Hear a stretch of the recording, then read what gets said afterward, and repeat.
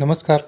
महाराष्ट्र राज्य लोकसेवा आयोग म्हणजेच MPSC यांच्यामार्फत घेण्यात येणाऱ्या राज्यसेवा पूर्व परीक्षा म्हणजेच स्टेट सर्व्हिसेस प्रिलिमिनरी एक्झामिनेशन या परीक्षेचं स्कीम ऑफ एक्झामिनेशन म्हणजे परीक्षेच्या स्वरूपात आपण बघणार आहोत.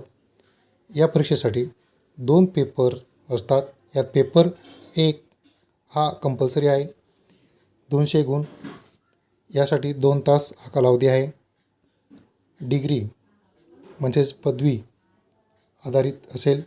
मराठी आणि इंग्रजी या 2 माध्यमांमध्ये ही परीक्षा होते आणि nature of paper objective type म्हणजे वस्तुनिष्ठ स्वरूपात. पेपर 2 हा क्वालिफाईंग या वर्षीपासून ह्या जो पेपर सेकंड आहे CSAT हा क्वालिफाईंग करण्यात आलेला आहे. यात 200 गुण असतात. कालावधी 2 तास.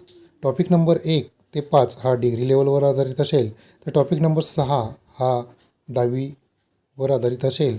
टॉपिक नंबर 7 हा क्लास 10वी ते 12वीच्या लेवलचा असेल.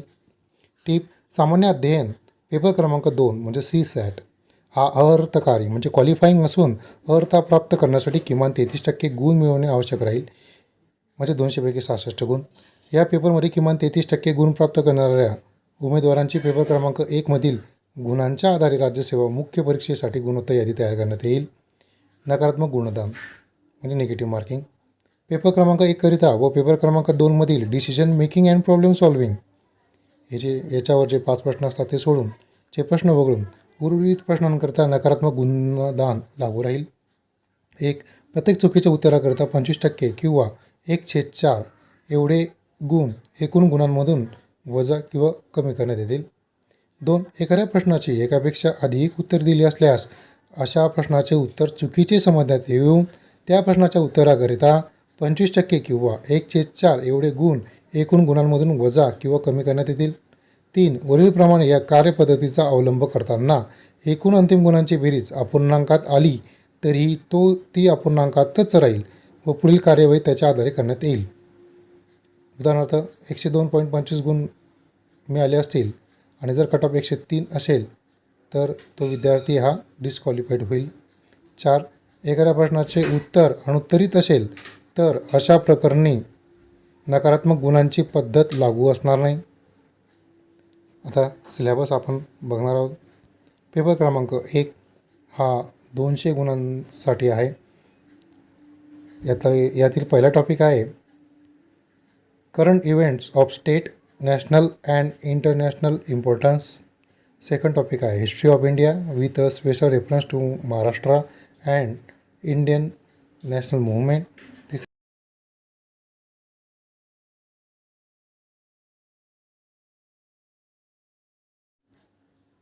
Maharashtra, India and world geography. Physical, social, economic geography of Maharashtra, India and world. चौथा टॉपिक आहे Maharashtra and India polity and governance. Constitution, political system, panchayat raj, urban governance, public policy, rights issues etcetera. 5th economic and social development, sustainable development, poverty, inclusion, demographic, social sector initiatives etcetera. 6th topic आहे general issues on environmental ecology, biodiversity and climate change that do not require subject specialization. 7th topic आहे general science. Paper 2 म्हणजे CSAT जो आता qualifying करण्यात आलेला आहे तो 200 गुणांसाठी असेल. त्यामध्ये टॉपिक आहेत first comprehension, second interpersonal skills including communication skills, third logical reasoning and analytical ability. Fourth topic आहे decision making and problem solving. 5th topic आहे general mental ability. 6th topic आहे basic numeracy, numbers and their relations, order of magnitude etcetera. हा class 10 लेवलचा असेल. तर data interpretation या charts, graphs, tables, data sufficiency etcetera हा class 10 लेवलचा असेल. 7th टॉपिक आहे मराठी आणि English language comprehension skills, class 10 व 12 लेवलपर्यंत असेल. Note 1 question relating to Marathi and English language comprehension skill of class 10 or 12 level. Last item in the syllabus of paper 2 will be tested through passages from Marathi and English language without providing cross translation. thereof in the question paper. Note 2. The question will be of multiple choice objective type. And note 3. It is a mandatory for the candidate to appear in both the papers of state service prelim examination for the purpose of evaluation.